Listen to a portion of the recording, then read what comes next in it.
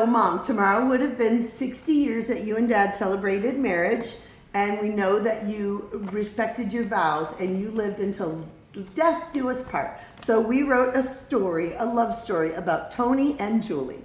On November 18th, 1938, Tony Rodriguez was born in New York, and less than 5 years later, in another great American town near Chicago, Julia Ann Rocca was born on March 14th, 1943.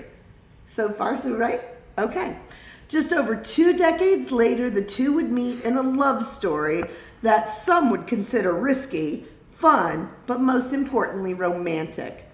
Julie moved to the Big Apple, New York City, when her Chicago-based company she was working for offered her a secretarial job at the Empire State Building. She rented an apartment that she shared with some other friends, and they soon found the New York nightlife. Tony was in the Coast Guard stationed near the Hudson River. Tony began noticing Julie and never took his eyes off her. She was compared to the looks of Elizabeth Taylor. She was tall, thin, and very social and giggly. She would hold her hand over her laughter because she didn't particularly like her somewhat imperfect smile, but I'm pretty sure Tony was smitten with that sweet act. He fell in love with Julie at Malachy's 1, or maybe it was Malachy's 2. And that love grew near the waterways of New York, which, don't cry, Mike, which would lead them to the Great Lakes of Michigan and later to the Gulf of Mexico and Florida. It took Tony no time at all to not only ask Julie out, but to very quickly tell her he was going to marry her. This is no surprise by his unmatched confidence, but this tall, thin coastie who once played stickball in the streets with his friends in Brooklyn, who skipped school to go to the library and read history books, and joined the Merchant Marines at the age of 15, had found his love, and he was going to do whatever it took to get his girl. Julie loved the way he would allow all of her girlfriends to tag along on their dates. He was a lover of people, but his heart was 100% on Julie.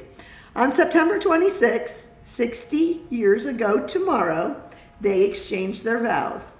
They took a honeymoon to Fort Lauderdale, Florida, where they first began their dream of retirement to Florida one day, and they spent the rest of their life until death do us part. Tony was emotional, stubborn, and possessed a huge interest in each hobby he adopted over the next 30 years of their marriage. Julie got on board 100%, and she would join the clubs, be on the boards he was at. She took them on endless fish club meetings, Coast Guard, and auxiliary function, lion camp, weekends for the blind. We went to Alba Farms to give toys and food to the hungry migrant workers, and a number of other good deeds they found throughout their marriage and in their church life through their growing faith and their community. Julie made a beautiful home regardless of continual base living moves in the Coast Guard to their first home in 1977 in what would become the Monica Drive Dunedin House, where she raised both of her daughters as best friends, that's you and Mealy, and lifelong companions regardless of childhood squabbles and daily arguments. Nothing could break the bond of the Rodriguez legacy of love set by Tony and Julie. Right.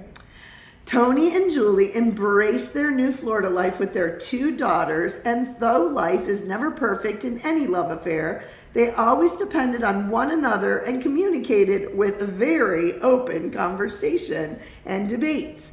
Julie managed the finances, and Tony found the magic of trips to the Florida Keys, snorkeling with the family, falling more in love with his bride through marriage encounter, and in the mid-90s, while looking at new homes as their girls advanced in their 20s, they had dreams of growing old together. Taylor was their first granddaughter, and the love these two shared for a grandchild was unmatched. None of us were prepared for how much we would love a larger family. When life took a horrible turn for the worse in 1994, their love for Taylor was a refuge from daily reality. Her scratchy voice and her silly character brought endless laughter and much needed laughter between the tears. I'd like to tell you more about the next 30 years, but in reality, Their 60 years together faithfully ended at 30. But here is how the love affair goes if cancer did not get in the way. Julie and Tony were doing much better financially now that they were both entering their 50s, with flourishing careers and children who were finding their own independence. They purchased a slightly bigger pool home, and they even, through Julie, greatly worried about, even though they worried mainly through Julie about their ability to afford the home, Tony talked her into it, and he loved their new chapter in their lives. They hosted every Thanksgiving and Christmas for all of their families. When the next grandchild, Jessica, arrived, they were equally smitten as they continued to be with Taylor and Jessica all the time. Tay and Jessie were always asking, can we spend the night at Grandma and Grandpa's house? They would play in their pool, and Tony would toss them high into the air. Julie would bake cookies with them and make homemade bread that made the entire house smell like paradise. Tony and Julie took the long-awaited trip they'd always wanted to Spain. He showed her the northern part of the country and the village where he was raised and where his father was born. Spain grew in their hearts, and it would be the place that they would revisit several times throughout their lives. When they came home from one of their Spain trips, they found out they were having their third grandchild, Madison Julia. Oh, how much fun Tony had entertaining Taylor at gymnastics and playing catch with Jessica, even coaching her t-ball team, while Julie would rock and sing to the new baby Madison, who looked more like Tony than any of the other kids when she was born. The family had always longed for a boy, so when they had their fourth and final grandchild, Carson, he was the perfect addition. His grandpa loved him so much. He would take Carson and all the grandchildren out on the boats, no matter the size.